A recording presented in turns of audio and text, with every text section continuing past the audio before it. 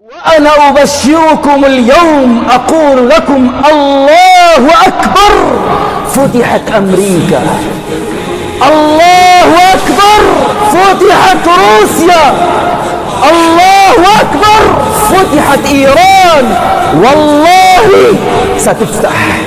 هذا وعد الله، هذا وعد الله على لسان رسوله النبي صلى الله عليه وسلم. وعدنا أننا سنقاتل دول أوروبا كلها مجتمعة في بلاد الشام.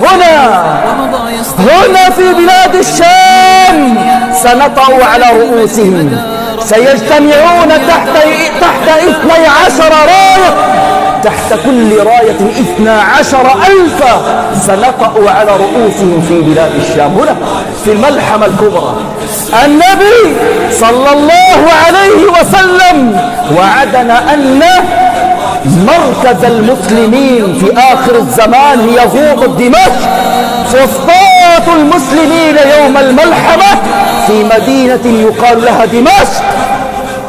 النبي صلى الله عليه وسلم وعدنا أن هذا الإسلام ستعلو رايته فوق كل الرايات.